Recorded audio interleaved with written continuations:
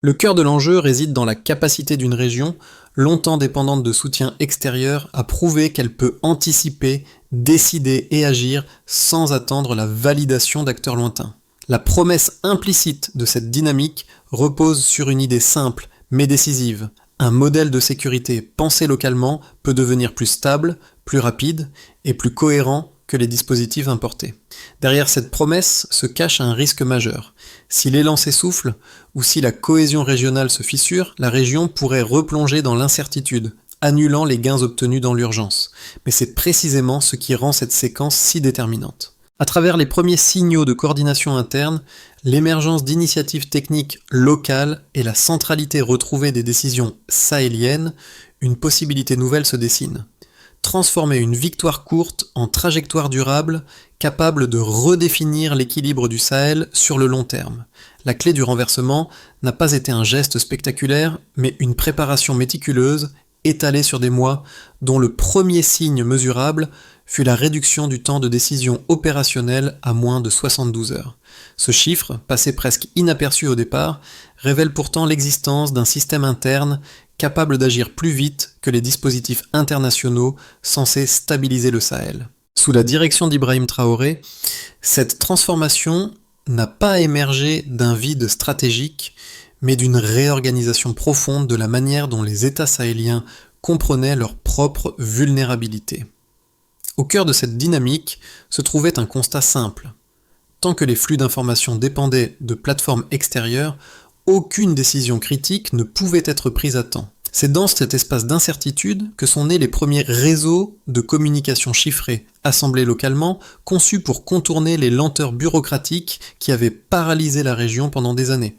Parallèlement, une génération nouvelle d'ingénieurs sahéliens a commencé à développer des microsystèmes autonomes, drones à bas coût, relais tactiques improvisés, capteurs connectés aux postes avancés, formant l'épine dorsale d'une infrastructure indépendante. Ces avancées, lorsqu'elles ont été intégrées à l'échelle régionale, et ont créé une continuité inédite entre Bamako, Niamey et Ouagadougou, réduisant la fragmentation structurelle qui avait toujours limité la coopération militaire. Ce n'est qu'alors que le renversement des 48 heures a pu survenir, non pas comme un exploit isolé, mais comme l'aboutissement d'un long travail de reconquête technique. Ce travail, passé sous silence dans de nombreux rapports, explique pourquoi les forces sahéliennes ont pu synchroniser leurs frappes, ajuster leur trajectoire et imposer un rythme que l'adversaire n'a pas pu suivre. Ainsi, la véritable révélation n'est pas la vitesse de l'opération, mais ce qu'elle signale, la transition d'un Sahel dépendant vers un Sahel capable de produire, maintenir et sécuriser ses propres outils stratégiques, redéfinissant par la même occasion l'équilibre de pouvoir dans la région. L'impact réel de cette mutation s'est d'abord manifesté à travers une série de micro-actions sur le terrain, menées par des équipes locales qui avaient anticipé l'effondrement des anciennes chaînes de commandement. À Waïgouya, un petit groupe de techniciens a testé un relais de communication autonome capable de maintenir un flux sécurisé entre 3 positions avancées sans passer par un serveur étranger. Ce dispositif artisanal, monté avec des composants récupérés, a permis de transmettre des images et des signaux critiques en quelques secondes, réduisant des délais qui auparavant pouvaient atteindre plusieurs heures. Un deuxième cas, moins médiatisé mais tout aussi révélateur, s'est déroulé près de la frontière nigérienne. Une unité sahélienne équipée de drones assemblés localement a réussi à cartographier une zone vulnérable en moins de 15 minutes, alors que les anciens protocoles exigeaient l'aval de partenaires extérieurs. Ce gain de rapidité a modifié le comportement des forces en présence. Pour la première fois, des décisions tactiques ont été prises directement sur le terrain, sans dépendre d'un avis lointain ou d'une validation tardive. Ces micro-actions illustrent un changement structurel, la montée en puissance d'acteurs sahéliens capables d'assumer des responsabilités autrefois externalisées. Elles montrent également que la valeur stratégique de cette transformation ne réside pas uniquement dans la technologie, mais dans l'autonomie décisionnelle qu'elle rend possible. Ce sont ces mécanismes, discrets mais décisifs, qui ont préparé le terrain au basculement rapide observé lors des 48 heures historiques. En somme, ce début de reconquête n'a pas seulement modifié les capacités techniques de la région, il a instauré un nouveau rapport entre le terrain et la décision où l'initiative locale redevient le moteur central. Un changement qui redistribue réellement les cartes. Le déclenchement réel de l'offensive sahélienne n'a pas été une explosion soudaine, mais une suite d'impulsions parfaitement coordonnées qui ont pris forme avant même que l'ennemi n'en saisisse la portée. Tout commence à 4h30 lorsqu'un flux inhabituel de signaux est intercepté sur plusieurs fréquences locales. Les équipes techniques, déjà en alerte, analysent les premiers motifs en moins de 3 minutes. Cette vitesse impossible quelques mois plus tôt devient la première étincelle du basculement. Quelques instants plus tard, un message crypté circule sur les réseaux internes, mouvement confirmé. Pas un mot de plus. Ce format minimaliste est devenu une règle d'or pour éviter tout contretemps. Sous la supervision d'Ibrahim Traoré, ce protocole vise à supprimer les lourdeurs qui ralentissaient autrefois chaque action.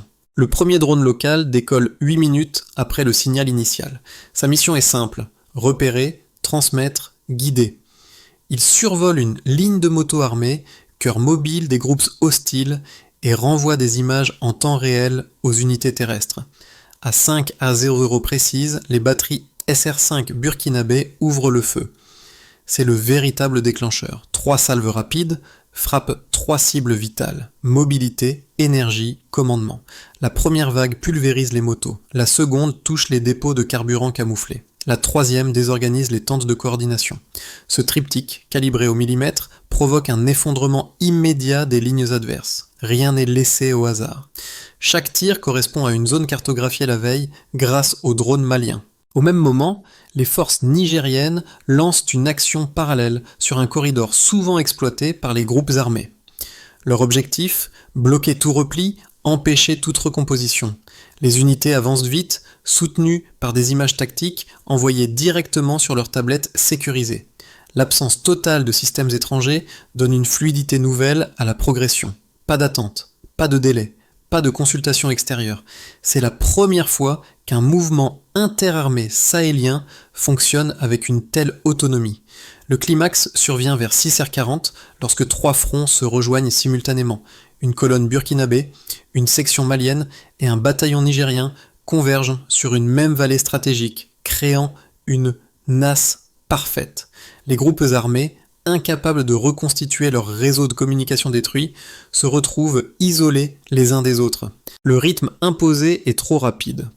Chaque tentative de percée échoue, faute de coordination interne. En moins de 2 heures, le rapport de force s'inverse totalement. Après ce sommet de tension, l'aftershock se déploie avec une maîtrise étonnante. Les unités sahéliennes ne se contentent pas d'occuper le terrain. Elles sécurisent, analysent, consolidèrent. Les drones reviennent inspecter les zones frappées, vérifiant qu'aucune cellule dispersée ne tente de reprendre pied. Les équipes de communication locale réactivent les relais endommagés et renforcent les canaux sécurisés. Les stations de terrain synchronisent leurs journaux tactiques sans passer par une structure internationale. Le résultat, une neutralisation rapide de plus de 100 positions, un effondrement complet du dispositif adverse et un signal clair adressé à la région. Le Sahel vient de démontrer qu'il peut mener une offensive majeure avec ses propres ressources, ses propres ingénieurs et ses propres décisions. Le tout sans attendre l'ombre d'un feu vert extérieur, une bascule aussi rapide que totale. Les premiers jours suivant l'offensive ont révélé 3 données clés qui, mises bout à bout, racontent une histoire bien plus profonde qu'une simple victoire militaire. Ces chiffres, souvent noyés dans les récits stratégiques, constituent pourtant la preuve concrète que le Sahel a atteint un degré d'autonomie inédit sous l'impulsion directe d'Ibrahim Traoré. Ils décrivent une région qui, après des années de dépendance opérationnelle, parvient enfin à s'organiser, frapper et stabiliser sans soutien extérieur. Le premier chiffre, 72 heures, représente la durée totale nécessaire pour inverser un rapport de force qui semblait figé depuis des années. Là où autrefois les décisions passaient par plusieurs strates internationales, chaque action a été synchronisé en temps réel. Ce délai extrêmement court illustre un appareil décisionnel enfin libéré des lenteurs imposées auparavant. Cette rapidité n'est pas un accident. Elle reflète la maturation progressive de réseaux locaux capables de collecter, traiter et transmettre des informations vitales sans dépendre de serveurs étrangers. Elle montre surtout que la décision, pour la première fois, est revenue entre les mains de ceux qui vivent les réalités du terrain. Le deuxième chiffre, moins de 3% de pertes civiles estimées, constitue une rupture majeure avec les opérations menées dans la région au cours des 20 dernières années. Historiquement, les frappes accompagnées d'assistance extérieure affichaient des taux de dommages collatéraux nettement plus élevés, souvent en raison du manque de correspondance entre l'analyse distante et la réalité locale. Cette proportion exceptionnellement basse reflète une précision tactique fondée sur des données collectées directement par des équipes sahéliennes. Les unités burkinabées, maliennes et nigériennes ont opéré avec une connaissance intime des zones sensibles, des déplacements quotidiens et des flux civils habituels. Ce niveau d'attention, incarné dans chaque salve et chaque avancée terrestre, témoigne d'une intégration fine entre technologie locale et expertise communautaire. Le troisième chiffre, plus de 120 positions ennemies neutralisées, montre l'ampleur et la cohérence de l'opération sur un territoire particulièrement fragmenté. Ce volume de cibles frappe par son magnitude, mais c'est la manière dont elles ont été neutralisées qui retient l'attention. Séquençage, triangulation, boucle de décision courte et coordination interarmée fluide. Ce total impressionnant indique une efficacité opérationnelle fondée sur des relais locaux parfaitement synchronisés. Les drones de Niamey ont guidé les unités burkinabées, les images du terrain malien ont complété les frappes nigériennes et chaque offensive a été accompagnée d'un retour d'informations immédiat. Une architecture militaire entièrement sahélienne, sans la moindre supervision étrangère, a permis cette fluidité. Pris ensemble, ces trois chiffres montrent que l'offensive de Tindiban n'a pas simplement été une réponse militaire. Elle a été le premier test grandeur nature d'une souveraineté régionale tangible. Ibrahim Traoré, en renforçant la logique de production locale et d'indépendance technologique, a transformé des outils dispersés en une véritable stratégie intégrée. La région a démontré qu'elle pouvait frapper vite, frapper juste et frapper seule. Ce sont ces données, froides en apparence, mais brûlantes de signification, qui redéfinissent désormais la place du Sahel dans le paysage géopolitique africain. Deux arguments majeurs sont souvent avancés pour remettre en question la portée réelle de l'offensive sahélienne. Le premier souligne le risque d'une militarisation excessive. Selon cette lecture, même une victoire rapide pourrait fragiliser la région si les forces locales s'appuient trop sur la puissance armée au détriment des réformes politiques. Les observateurs qui défendent cette position estiment que toute montée en puissance militaire dans une zone historiquement instable risque de créer, à terme, un déséquilibre interne. Le second argument concerne la cohésion régionale. Certains analystes soutiennent que l'alliance entre le Burkina Faso, le Mali et le Niger demeure trop jeune pour résister aux pressions extérieures, aux divergences politiques et aux tensions administratives qui traversent les trois pays. Ces deux arguments méritent d'être pris au sérieux. Ils rappellent que la région a déjà connu des tentatives d'intégration avortées, souvent incapables de survivre à l'épreuve du temps ou aux influences extérieures. Ils pointent également la fragilité potentielle d'un modèle basé sur une coopération militaire intense dans un contexte où les transitions politiques restent délicates. En d'autres termes, ils invitent à questionner la durabilité d'un système qui repose sur une mobilisation rapide et une forte centralisation décisionnelle. Cependant, ces critiques doivent être réinscrites dans le contexte concret de l'opération. Les faits observés sur le terrain montrent une coordination interarmée sans précédent. Frappes synchronisées, communication locale chiffrée, pilotes de drones sahéliens alignés sur les mêmes protocoles et décisions prises directement dans les centres opérationnels du Sahel plutôt qu'à l'étranger. Cette efficacité, démontrée par plus de 100 positions neutralisées en quelques heures et par un taux de perte civile inférieur à 3%, contredit l'idée d'une alliance fragile. Elle montre une dynamique active, fondée sur des réseaux locaux consolidés et des chaînes décisionnelles courtes. L'argument d'une militarisation risquée se heurte lui aussi à une réalité nouvelle. L'opération n'a pas reposé sur la force brute, mais sur une architecture technologique locale, maîtrisée par des acteurs sahéliens et protégée des ingérences extérieures. Ainsi, loin de confirmer les craintes avancées par les critiques, les résultats de Tindiban suggèrent qu'une coopération régionale solide, autonome et techniquement cohérente peut non seulement exister, mais fonctionner avec une précision et une stabilité inédites. Ce tournant ne vient pas d'une nouvelle frappe ou d'un déploiement massif, mais d'un changement dans la manière dont les populations sahéliennes perçoivent l'offensive. Les premiers succès tactiques, amplifiés par les radios locales, ont transformé la dynamique psychologique d'une région longtemps enfermée dans l'idée qu'elle ne pouvait agir que sous supervision extérieure. Les habitants comprennent soudain que les décisions prises à Ouagadougou, Bamako ou Niamey ont désormais un impact immédiat sur leur sécurité quotidienne. Dans cet environnement transformé, le rôle d'Ibrahim Traoré s'élargit. Il n'incarne plus seulement le commandement d'une opération militaire, mais devient le symbole d'une autonomie retrouvée, perceptible jusque dans les villages frontaliers où l'on avait cessé de croire en la possibilité d'un changement interne. C'est ici que le midpoint se matérialise.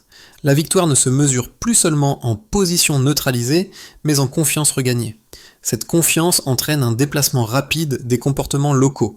Les radios communautaires reprennent leurs émissions régulières, les écoles réouvrent progressivement et les marchés autrefois déserts voient revenir des activités dispersées. L'opération, initialement militaire, devient un mouvement de reconstruction sociale accéléré.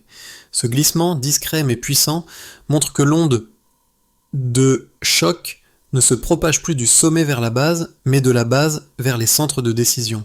Une victoire mentale autant que tactique. Les conséquences de l'offensive de Tindiban se manifestent simultanément sur plusieurs plans, redessinant en profondeur l'équilibre du Sahel. L'autonomie technique démontrée pendant l'opération a servi de point de départ à une transformation plus large, qui touche autant les populations que les structures politiques et économiques. Ibrahim Traoré, au cœur de cette dynamique, voit ainsi son influence dépasser le champ militaire pour s'inscrire dans une recomposition régionale durable. Pour mieux comprendre ces effets, il faut examiner les répercussions à travers 4 angles distincts. La vie quotidienne des populations, les dynamiques nationales, la stabilité des zones frontalières et la position géopolitique régionale. 1. Niveau NN, population et vie locale. Les habitants ont ressenti les premiers effets dès les heures suivant l'opération. Les retours progressifs dans les villages désertés témoignent d'un regain de confiance nourri par la rapidité de la sécurisation du terrain. Les radios communautaires, réactivées sans aide extérieure, ont joué un rôle essentiel dans la diffusion d'informations fiables. Cette reprise de contrôle narratif local a apaisé les craintes et favorisé une réorganisation de la vie quotidienne. Les écoles rouvrent en priorité dans les zones stabilisées, permettant aux familles de renouer avec un rythme social normalisé. La population, longtemps spectatrice, devient ainsi coproductrice de sécurité, soutenant l'effort collectif par des initiatives locales. 2. Niveau DN, institutions et gouvernance. Les administrations nationales ont profité de cette victoire pour renforcer leur marge d'action, auparavant réduite par la dépendance structurelle à des partenaires extérieurs. À Ouagadougou, Bamako et Niamey, les ministères régaliens ont récupéré une autonomie décisionnelle qui leur permet de coordonner leur politique de sécurité sans supervision internationale. Ce changement de posture n'est pas seulement administratif, il représente une revalorisation symbolique de la souveraineté. Les gouvernements sahéliens interprètent la réussite de Tindiban comme la preuve qu'un modèle de gouvernance enraciné localement peut fonctionner. Ce regain de confiance institutionnelle nourrit des réformes visant à renforcer la coordination régionale. 3. Niveau ND, zone frontalière et sécurité terrain. Les frontières ont longtemps été les zones les plus vulnérables du Sahel. L'opération a modifié cet équilibre, en neutralisant plus de 100 positions ennemies et en coupant leurs corridors logistiques. Les forces sahéliennes ont créé un vide stratégique immédiatement exploité pour étendre les réseaux locaux de surveillance. Les habitants frontaliers, autrefois isolés, se réorganisent autour de comités de vigilance soutenus par des outils de communication chiffrés.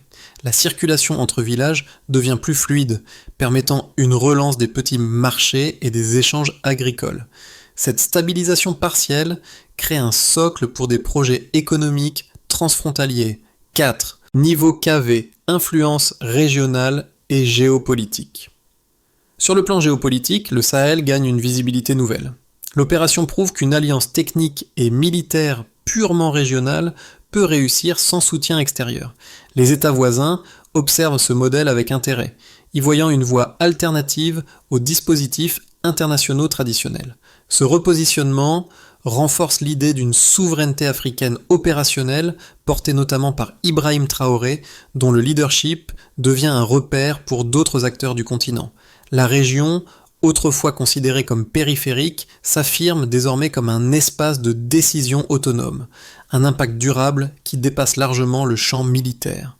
Les mois qui suivront l'offensive de Tindiban détermineront si cette victoire marque un simple moment de bascule ou le début d'une transformation structurelle du Sahel. 3 trajectoires principales se dessinent, chacune dépendant de la cohésion interne de l'AES, de la pression extérieure et de la capacité des États sahéliens à maintenir les acquis. Ces scénarios offrent un éventail de futurs possibles, allant de la consolidation à l'érosion progressive. Scénario de base, stabilisation progressive.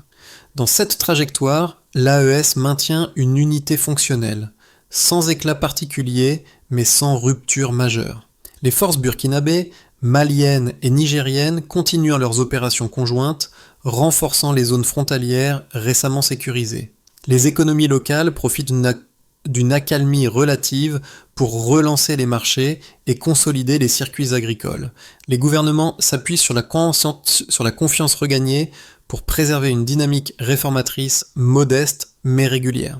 Cependant, la moindre crise interne ou pression diplomatique pourrait ralentir cette stabilisation fragile. Scénario optimiste, diffusion du modèle sahélien. Le succès de Tindiban devient une référence continentale. Les méthodes sahéliennes, production locale, autonomie technologique, coordination interarmée, inspirent d'autres États africains confrontés à des menaces similaires. Les partenariats régionaux se multiplient, notamment dans la cybersécurité, la surveillance aérienne et la logistique militaire. Une détente diplomatique, même limitée, permet une ouverture économique modérée, donnant aux industries locales un nouvel élan. Dans cette configuration, le Sahel transforme une victoire militaire en véritable projet politique africain, fondé sur la souveraineté et la résilience. Scénario pessimiste, fragmentation et recul. Les divergences politiques internes réapparaissent. Les pressions extérieures, amplifiées par des campagnes de désinformation, fissurent l'alliance sahélienne. Les efforts de coordination militaire s'essoufflent, les zones frontalières se fragilisent à nouveau et les acquis tactiques se délitent. La victoire de Tindiban, au lieu de servir de tremplin, devient un symbole figé, parfois instrumentalisé, mais rarement transformé en politique durable. Ce scénario ramènerait la région à une dynamique d'instabilité prolongée. Recommandation de pensée. Dans cette période charnière, l'approche la plus féconde consiste à considérer la souveraineté comme un processus plutôt qu'un état fixe, une construction continue, nourrie par chaque décision locale, chaque coordination régionale et chaque innovation technique, aussi modeste soit-elle. Les répercussions de l'offensive de Tindiban ne se limitent pas aux institutions et aux frontières. Elles touchent directement celles et ceux qui vivent au quotidien les réalités du Sahel. 3 groupes distincts perçoivent cette transformation de manière différente, chacun selon ses attentes, ses craintes et ses responsabilités. Ensemble, ils composent une mosaïque de réactions qui éclaire la portée humaine de cette victoire. Groupe A, les habitants des zones rurales. Ils sont les premiers à ressentir le changement.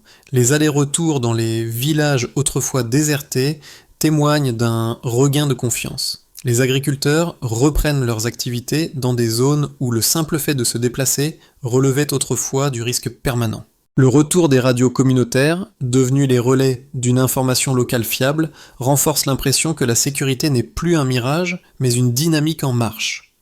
Groupe B, les habitants des centres urbains. À Ouagadougou, Bamako et Niamey, La perception est différente. Les citadins voient dans l'offensive une preuve tangible que les États sahéliens peuvent planifier, frapper et protéger sans attendre une intervention étrangère. Cette autonomie regagnée ouvre des discussions sur la gouvernance, la reconstruction et les priorités économiques. Les marchés se réorganisent, les commerces rouvrent et une nouvelle confiance circule entre les quartiers. Groupe C, la diaspora sahélienne. Pour celles et ceux vivant à l'étranger, Tindiban devient un signal puissant. La région qu'ils ont quittée par nécessité est en train de s'affirmer. Cette victoire nourrit un sentiment de fierté, mais aussi une interrogation nouvelle. Faut-il envisager un retour, une participation plus active, un soutien ciblé? Leur regard, souvent façonné par les récits internationaux, s'ajuste progressivement à une narration sahélienne plus autonome, un moment où chacun redéfinit sa place. Transformer l'élan de Tindiban en stabilité durable exige une feuille de route précise, capable de s'adapter aux réalités multiples du Sahel. Sous l'impulsion d'acteurs locaux et de la vision politique consolidée par Ibrahim Traoré, plusieurs étapes structurantes peuvent guider la région vers une souveraineté pleinement opérationnelle. Ces étapes ne visent pas à remplacer les dynamiques existantes, mais à les amplifier en créant un cadre cohérent, reproductible et mesurable. Étape 1. Consolider les capacités militaires locales. La formation d'académies communes au Burkina Faso, au Mali et au Niger permettrait d'unifier les doctrines opérationnelles. L'entretien et l'extension de la production locale de drones et de systèmes de surveillance créeraient un socle technique stable. Étape 2. Stabiliser l'économie par des filières internes. La réactivation des corridors agricoles et des réseaux marchands régionaux offrirait une base matérielle solide. La priorité doit être donnée aux infrastructures légères, capables de fonctionner indépendamment de financements extérieurs. Étape 3. Réintégrer les populations affectées. Le retour des déplacés nécessite des programmes locaux de reconstruction. Écoles, postes de santé, radios communautaires. La participation directe des villages renforce l'appropriation collective. Étape 4. Institutionnaliser la souveraineté régionale. Un conseil permanent de l'AES basé à Niamey pourrait harmoniser les décisions stratégiques, accélérer les réponses aux crises et limiter les interférences extérieures. Une structure de suivi mesurable garantirait la continuité du processus. Étape 5. Protéger l'indépendance informationnelle. La création de plateformes de communication chiffrées strictement locales limiterait les manipulations extérieures et renforcerait la cohésion narrative. Un chemin clair qui transforme une victoire en trajectoire. Au terme de cette séquence historique, une image persiste plus que toutes les autres, celle du relais de communication autonome installé à Waïgouya, fragile en apparence, mais porteur d'un basculement silencieux. Ce petit dispositif, évoqué comme un détail technique au début de l'offensive, symbolise désormais la renaissance d'une région qui a choisi enfin d'écrire ses propres règles. Sous la conduite d'Ibrahim Traoré, cette autonomie matérielle s'est transformée en autonomie morale, donnant aux habitants le sentiment que chaque décision locale peut désormais résonner à l'échelle du Sahel entier. Dans les villages frontaliers, comme dans les centres urbains, on parle moins d'une victoire militaire que d'un changement d'orientation intérieure. Le Sahel ne se contente plus de réagir. Il construit, ajuste, invente. Le relais de Waïgouya n'était qu'un début, une preuve minuscule que l'indépendance n'est pas une déclaration, mais une série de gestes concrets, répétés avec persévérance. En 48 heures, une région longtemps considérée comme immobile a basculé brutalement, inversant des années de dépendance. Cette vitesse fulgurante, en contradiction totale avec l'image d'un Sahel figé, révèle un tournant stratégique où chaque décision locale a pesé plus lourd que des décennies d'assistance extérieure. Comment cette transformation éclair, menée par Ibrahim Traoré, peut-elle redéfinir la manière dont une région s'arrache enfin à la tutelle internationale ? Un horizon nouveau vient de s'entrouvrir. Si ces 48 heures ont marqué un basculement, c'est parce qu'elles ont mis en jeu bien plus qu'une victoire tactique. L'avenir même de la souveraineté sahélienne y était suspendu.